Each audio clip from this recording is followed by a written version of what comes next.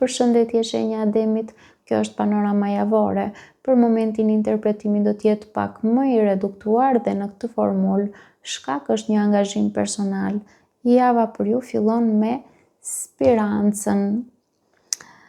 Kjo javë tregon që ju kërkoni të mbani një situatë të qëndrueshme.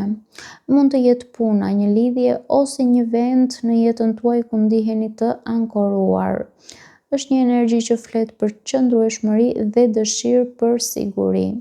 Menjëherë pas kësaj shfaqet shtëpia.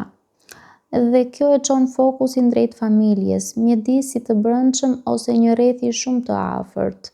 Kjo sugjeron që gjatë javës ju mund të mendoni shumë për stabilitetin e jetës suaj private.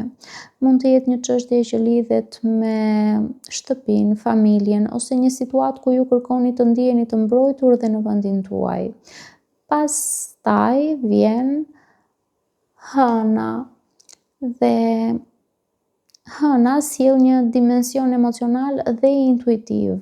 Kjo kartë tregon ndjenja të thella, reflektim emocional dhe dëshirë për vlerësim ose pranim. Në këtë pikë të javës, ju mund të ndiheni më të ndjeshëm ndaj asaj që ndodh rreth jush. Pra mund të kërkoni që ndjenjat tuaja të kuptohen ose që përpjekjet tuaja të vlerësohen. Por më pas shfaqet fshesa dhe energjia ndryshon pak, sepse fshesa shpesh simbolizon pastrim, tension, debat ose nevojë për të larguar diçka që nuk funksionon më. Kjo mund të tregojë se gjatë javës mund të ketë një moment ku ju duhet të përballeni me një situatë që kërkon sqarim. Mund të jetë një bisedë e fortë, një përplasje mendimesh ose thjesht nevoja për të pastruar energjinë e një situate që është bërë shumë e rënduar. Pas këtij momenti shfaqet zemra dhe kjo kartë ndryshon tonin e gjithë narrativës. Pra zemra është simboli i dashurisë, ndjenjave të sinqerta dhe lidhjeve emocionale. Kjo tregon se pavarësisht tensionit që mund të dalë më parë, në thelb të situatës qëndron një ndjenjë fortë. Mund të jetë dashuri, përkujdesje ose një lidhje që ka rëndësi për ju. Pas zemrës shfaqen zogjt dhe zogjt simbolizojnë biseda, komunikim dhe lëvizje psikologjike. Kjo tregon se ndjenjat nuk mbeten të heshtura, ka shumë gjasa që gjatë javës të ketë biseda të rëndësishme, ndoshta diskutime për ndjenjat ose për një situatë që ka qenë në mendjen tuaj për një kohë të gjatë.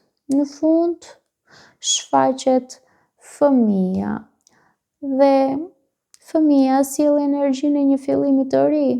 Pas gjithë këtij procesi, stabilitet, reflektim, tension dhe komunikim, duket se situata përfundon me një hap të ri, një ndjenjë të freskët ose një mundësi që sapo lind fëmia tregon diçka të re, të pastër dhe me potencial për t'u rritur.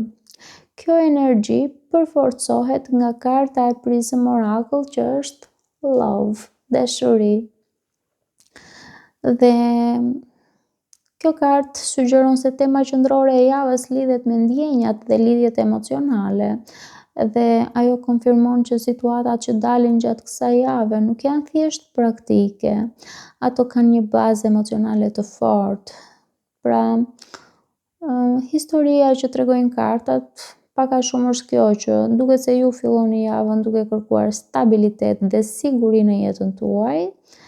Vëmendja juaj mund të jetë te shtëpia, familja ose një situatë ku dëshironi të ndiheni të qëndrueshëm, ndërsa java përparon, ndjenjat bëhen më të forta dhe ju reflektoni për atë që ka rëndësi emocionalisht për ju.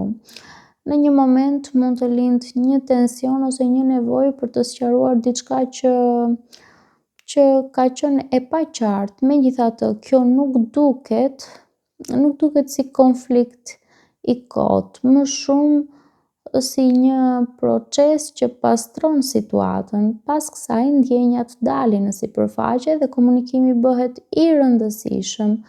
Bisedat mund të sjellin qartësi dhe të hapin rrugën për një fillim të ri emocional.